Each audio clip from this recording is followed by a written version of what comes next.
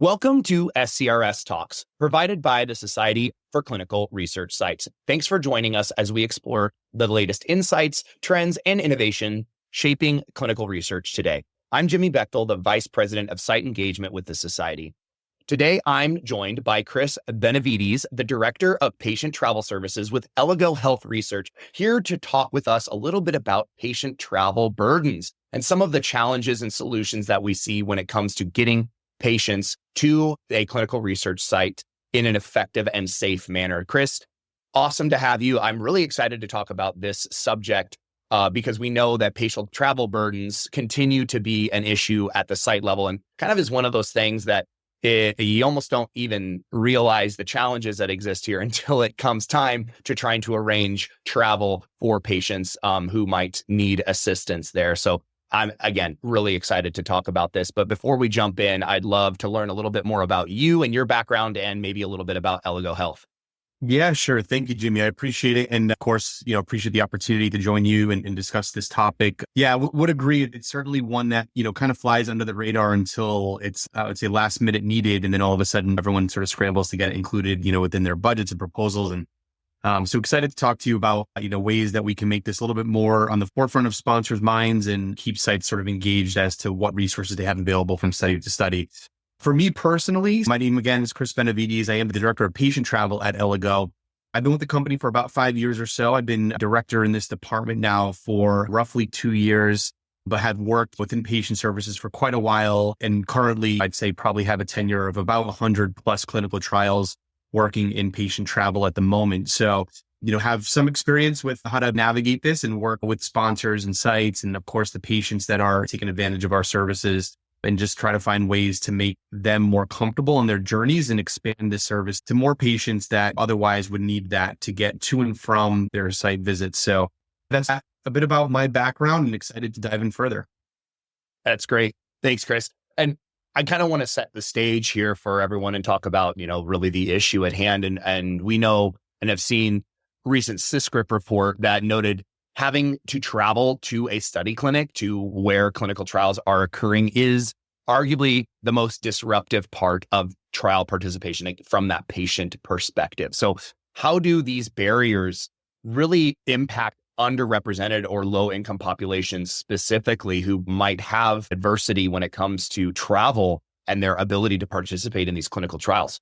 Yeah, it's a great question. I'll kind of break it into two parts if we could. Elligo actually did a survey about 2 years ago, and we basically conducted a questionnaire related to this exact sort of question around patient travel. And we ended up surveying about 500 patients within various clinical trials that we were working on at the time. And an interesting fact came out from that where 55% of respondents and patients stated that the physical location of the site would have been a barrier to enrollment if not for the travel services. So I would say the first piece that really kind of needs to be highlighted, especially if you're considering or including travel within your clinical trial, is that it's hard enough to find the right types of patients, right? In general, we understand that we're trying to open up and broaden the spectrum for people to have access to clinical trials, especially if it's healthcare as an option for them. And so when you're considering what that might look like, you're basically stating that 1 in 2 patients who you find as being eligible for your trial are considering not joining that trial specifically because of a physical barrier with getting to the site, right? And so it's actually kind of mind-boggling with how much resource goes into finding the right types of patients and considering that less than 50% of them are actually going to join. So that's essentially why Elligo and I would say most of the travel companies in the industry exist to simply remove that barrier. And so then when you take it a step further for low income patients and folks that, again, need clinical trials, especially as a healthcare option, they're facing additional burdens that most people do not. So it could be something as simple as only having one car for the family to use. It's hard enough to, reschedule your whole day. And if you only have one car and someone has to go to work, someone has to stay home, with children, especially if they have multiple children, all of a sudden that becomes a very difficult way to rationalize, okay, well, even if this was a good opportunity for, myself, or say if it's a pediatric study, for example, I can't even figure out how to get there. And so when you look at kind of the surrounding dynamics of what these types of patients have to think about on a day-to-day basis, having travel covered as part of the option to get them to their site visits is incredibly important, right? And again, this is just one element. You can go down to financial burdens and, for example, I have a newborn son. He's 5 months old, and he actually was diagnosed with a dysplastic kidney. Now, we're not in a clinical trial, but the idea of even working with my wife as to how we're going to take work off and getting to his nephrology appointments, that in and of itself becomes quite difficult to manage. And I can only imagine having to manage that on top of other considerations. If a clinical trial comes up, it's like, do we join this? Do we not? How are we going to get there? Do we have the funds to get there? If it's a rare disease, are we flying halfway across the country? And what does that mean? Do we have to take work off? Do we not? So there are just so many different components and questions that each family has to weigh, where if a clinical trial has this set up for patients, it becomes one less question that patients have to worry about. And so again, specifically for those lower income families where finances and means to get to and from clinical trials becomes an even more important factor with their decision making. I couldn't agree more, Chris. And the examples that you gave are good ones. And there's countless others, right? I mean, every single circumstance, which is probably where some of the challenge with patient travel exists, is that every single circumstance is going to potentially need a different solution and different timing. And you add the complication of some of the restrictions that we have around the clinical trial process on top of, some of the examples that you personally gave. And it becomes a very complicated, convoluted process when there isn't necessarily a blanket solution that you can just apply across all the patients and all the clinical trials. You kind of have to look at things on a case-by-case basis because, as we both stated, the potential challenges are numerous. 100% agree. Yeah. And we can even talk a little bit further about that as to solutions that sponsors should be thinking about, but I'll let you continue with their questions. We'll probably back into that. Yeah, we'll definitely get there, which is kind of a little bit of where I did want to head with my next question. Sponsors typically have had limited ability and power to address the burden beyond just covering costs or reducing those visits. A lot of patients, that solves some of the problems, some of the situations as we've coined them, but it doesn't solve all of them, or it might even not solve a majority of them. So what can we as an industry do then to start to reduce some of these burdens and address some of those specific scenarios that you had mentioned?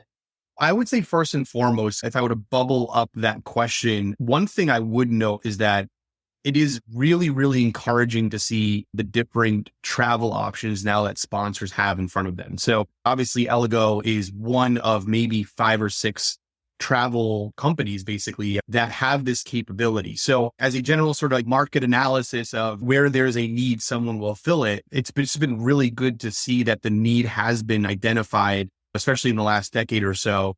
And companies are now filling it with at least a very good solution for the most part, right? Again, travel, as I'm sure many people know, just in a general sense, is not always perfect. And so it's really good to make sure you have a team that knows what they're doing. But generally speaking, there are a lot of competent companies out there that can handle the various needs that patients face on a day-to-day basis. So I would say that from a high level, that's a really good sign for the industry.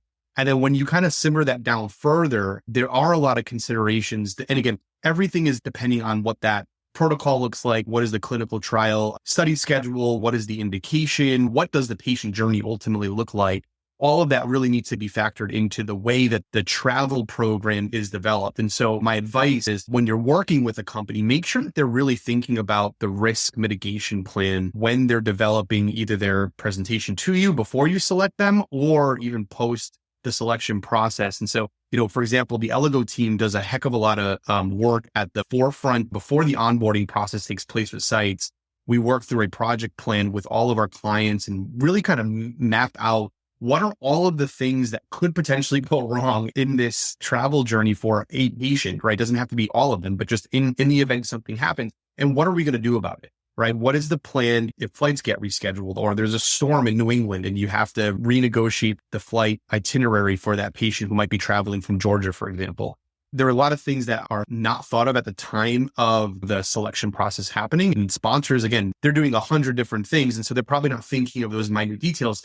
So to pull that down, it's important to have an expert team working on your behalf, making sure that they are thinking of all the things that you are not. It's exactly right. It's one of those situations where you kind of don't know until you don't know. And not everyone is an expert in the travel nuance and these challenges that exist, and just having those people in the corner. And I agree that risk mitigation, that sort of insurance, the protection that you can gain from helping and working with organizations like these from the site perspective is tremendous, because they don't necessarily need to be the ones that are trying to mitigate those challenges for the patient. So having the service in place that can help expedite and be experts in the execution of that patient coming to the site and then mitigating any of the various challenges that exist, especially when we talk about these large scale kind of global trials where there's a handful of sites across the planet that are doing really important work. We hear all the time about patients traveling cross country for their clinical trial participation. It's invaluable to have someone in your corner helping you with that. So Chris, how is then Elegoo specifically supporting the participation, travel coordination, and reimbursement? We've laid the scene here and talked about some of the problems and what can be done. So then what is Elegoo's role in being one of these organizations that serves as that expertise and as that resource for the trial and for the sites? Yeah, so I would say first and foremost, Elegoo actually does a lot of different things as a general company. One part of the company is kind of like an SMO, where we actually have a site network. We're very familiar with how sites operate. We have basically about a 90 or so site team throughout the United States. And so whenever we work with sponsors and we talk through, especially on the travel side, what are the considerations that need to be made for travel? We obviously, of course, put the patient's journey at the forefront of how we map out whatever travel project plan we're putting together. But we also have considerations with how sites operate, what they need to be considered, the types of training that we put them through to make sure that we're servicing patients through the site, because they're going to be the ones on the front line working with patients on a day-to-day basis. So I would say Elegoo comes with a unique level of expertise, not just within the travel side of things, but also on the site side of things. So see that's probably something that I think stands out as a different kind of variable or a unique sort of value add when working with our team. And then I would say finally, the point of that question is the travel team itself. We have a very strong travel agency. Every single one of our agents that works for Elegoo has worked in the clinical trial space for, I would say, upwards of 15 to 20 years at minimum. So, we have a very established team. They've seen a lot of different challenges. And so, you always kind of think everyone can sort of sail the boat in calm waters, but, who can sail the boat in a storm? And I would say, again, one of the key factors that makes Elegoo a unique partner specifically to travel is what happens when things go wrong and how are you going to mitigate those risks? And I think that has been something as I've watched this team grow over the past 3 to 4 years. They do such an extremely good and diligent job making sure all the detail has been outlined. And that way, at the end of the day, the patient feels like they have an ally in their corner and makes that journey much more suitable and comforting. And like they have a team backing them up, not just in respect to their clinical trial, all of the medical pieces, but also from a travel standpoint. We get pieces of feedback from patients and sites all the time, and it's really encouraging to hear of the good work that our team continues to do. But what was interesting, about 2 weeks ago, we got a patient update, and it was kind of funny that they almost bucketed Elegoo as being part of the sponsor, almost like we were an arm for like an appendage to the sponsor. They really started off the compliment with thanking the sponsor for everything that they're doing, and Elegoo being an extension of that sponsor. And so what I found unique in that sentiment was these patients, sometimes it's hard to differentiate how does Elegoo, or any company for that matter that's doing patient services, how do they differentiate themselves from the sponsor? And in the patient's eyes, that actually is not really their concern. And they just kind of see everything as one program. Whenever Elegoo gets in place to work with clinical trials, our focus is, of course, to really put the patient at the center of that journey and act on behalf of the clinical trial and the sponsor as best as we can. So in any case, not to belabor the specifics on what we do, obviously we have a concierge level service, white glove, from air, car, hotel, we offer 24/7 support. I do think that that's a little bit of what the market has come to expect when engaging with the travel program. I know, having spoken to my peers in different organizations and companies, a lot of us kind of do that level of work. And so, at that point, the sponsor kind of has their pick of the litter for who they should pick as far as who can best suit and create the best travel program. So again, bubbling that all up, it's really encouraging to see this service make its way into the industry at such a mature rate. Absolutely. And as trials continue to become more and more complicated, and we potentially are reducing and I guess we'll say revisiting the site makeup and mix and just how we're delivering trials has become so different. I can see the value that a service like this continues to have for the industry. It really is valuable. And I would like to give kudos or appreciation for the site and patient focus, right? It's not just about delivering a service for the sponsor so that they can get the data that they need, but it really is trying to enable sites and patients to do what they need to do and be kind of ingrained in that clinical trial execution process on behalf of those patients. So that's fantastic. So, Chris, I want to kind of begin to wrap us up here with my final question. Do you have any tips or kind of best practices for sites to ensure that these travel costs, when necessary, are funded in trial budgets? Yeah, I would say two things. And actually, I'll address it kind of differently. I want to talk about the sponsor piece first, and then I'll work into the site part of it. For sponsors, and again, I might just be preaching to the choir here, and I think most people know this who are working at either sponsors or CROs. But again, just consider the patient journey, and if you think travel is going to be an important piece of it, I always recommend trying to include it as early in the process of the project plan as possible. And so that way, the budget is secured, and that again, the considerations for why patients might drop out, retention items, are basically taken care of at the forefront of the project plan in and of itself. So that's probably the first piece I would say. The second piece for sites specifically, and this is something that I think is important, we have found that even when, for example, Ellago is a part of a clinical trial, and I'd wonder if this is the case for others, sometimes the sites tend to forget, right? They don't actually always know what the amenities are or what are the services available for patients. And so one of the things that Ellago does is we try to remind sites, we encourage and we train them up on what travel services are available. It is really incumbent upon the site coordinators or the people that are working at the site to make sure you're communicating that to the patients, right? They need to know what is available to them in terms of services, whether it's travel or reimbursements or whatever it might be, if it's a gift card that's being provided or whatever, right? It could be anything, depending on how the clinical trial is set up. But that level of communication really needs to make sure it doesn't fall by the wayside. And oftentimes, I shouldn't say oftentimes, but we do have tendencies to have to remind sites that, hey, your sites are not taking advantage of this. Do they even know about it? And sometimes they're like, oh, shoot, we got to remind them that they can get reimbursed and they should be getting a stipend. And they do have Black Card travel available if they live, within proximity of what that site is. And so I think that's probably the biggest key, is that when those services are available, make sure that patients are aware of it.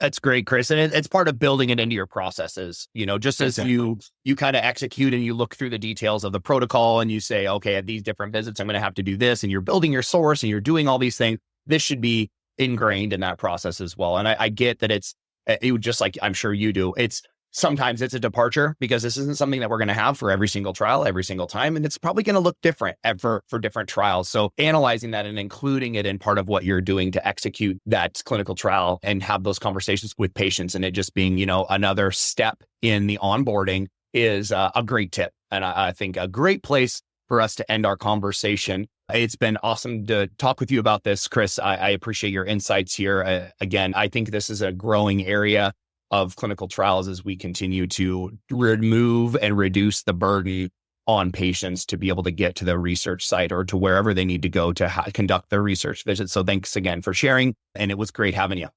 Thanks. We really appreciate the opportunity and hope to connect with more people in the industry to talk through this further. And again, it's all about the practice and execution and making sure that patients are getting what they need in their clinical trial journey. So again, appreciate your efforts in exposing this and making this more at the forefront of what patients need. Absolutely. I couldn't agree more. And for everyone listening, we want to make sure that you don't forget to explore other site-focused resources made available to you, like the various publications and webinar opportunities on our website, myscrs.org, where you'll also find a wealth of content and details about our upcoming engagement opportunities, like our Site Solution Summits being held throughout the calendar year. Thanks again for listening and tuning in, and until next time.